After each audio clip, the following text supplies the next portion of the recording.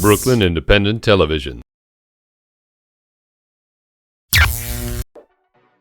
James Beard award-winning chef Andy Ricker considers himself to be a culinary archaeologist, striving to preserve the traditional dishes of Thailand. His latest offering, the much buzzed about Pok Pok, serves up dishes that are ruthlessly bold and absolutely authentic. You hungry yet?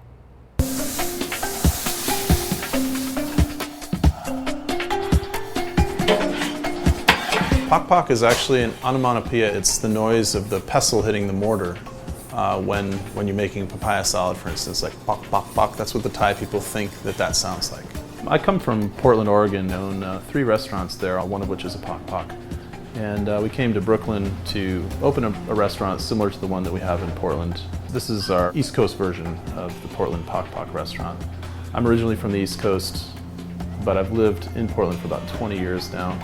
So being here kind of feels a little bit like coming back to my roots. Pok Pok is based on years and years of travel that I did in Southeast Asia and Thailand, starting in the mid-'80s and going up until the present. And the food that we do here is, I call it specific regional Thai food. It's food that I go and I research, learn to cook in the country, and then bring it back and do as very little as possible as far as putting my own personal stamp on the food. I try to keep it as close to what I've had in the country of origin as possible. We don't really cater or change the recipes to the taste of Western audience, but what we do is choose dishes that we think that the Western audience would like.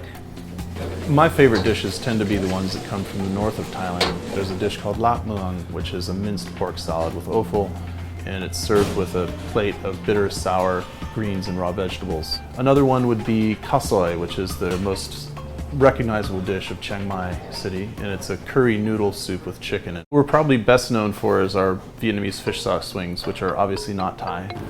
Natural, fresh chicken wings that we deep fry.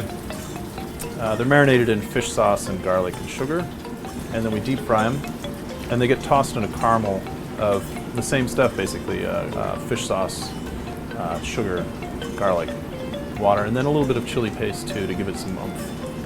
So it'll be a little bit while we get that going. While we're waiting for the wings to fry, I'm going to make up the plate that they go on, which is just has a little bit of a Vietnamese table salad on. So some lettuce, some pickled daikon and carrot mixture, which is called cu cai in Vietnamese. Some nice fresh cucumbers, and a little bit of herb here called rau ram, or Vietnamese mint.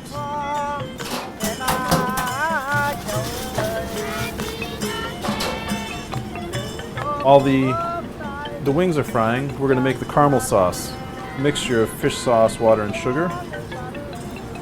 We're also going to add a little bit of this roasted chili paste to it that we make here in-house that adds a nice toasty, roasty flavor to it all. Okay, when this starts to reduce, we're going to take the wings out of the deep fryer.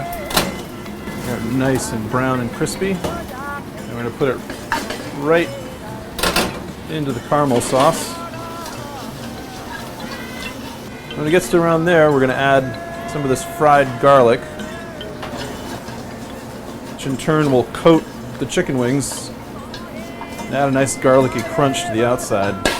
And we want to leave it in the pan nice and hot so that it caramelizes the outside of the wings and makes the crust even more crispy. And we just take just a touch of water to deglaze the pan with, and we're done. And then these will go onto the plate to serve. The end result are Ike's Vietnamese fish sauce wings.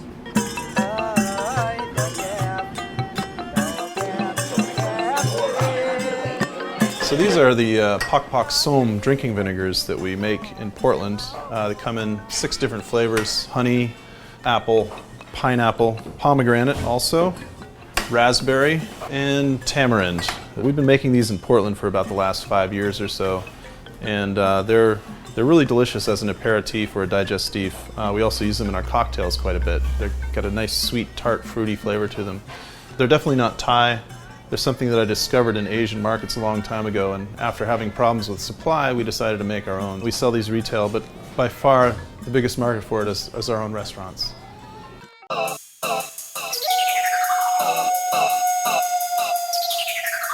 What initially brought me to this area was about a year ago. I was spending a lot of time looking around Brooklyn for a place to do a restaurant. I didn't want to do one in Manhattan, or at least not a full-service restaurant. The expense and the logistics are just too hefty.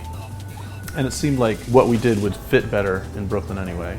When customers come to eat here, what I hope for is that they're able to kind of feel like they're somewhere else besides in Brooklyn. And this is the goal at all the restaurants, just kind of make you feel like you've entered into a kind of a side reality here, where we're not in Thailand or Vietnam, but the food evokes a certain feeling, the smells, the music that we play, the atmosphere, the decor and everything just kind of puts you somewhere that you're not used to being.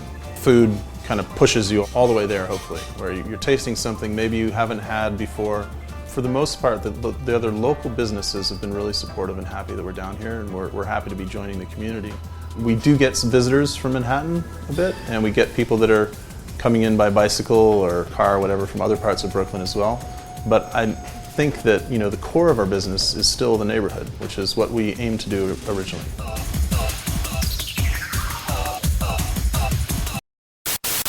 Watch this and other Brooklyn Independent Television episodes online at bricartsmedia.org/BIT.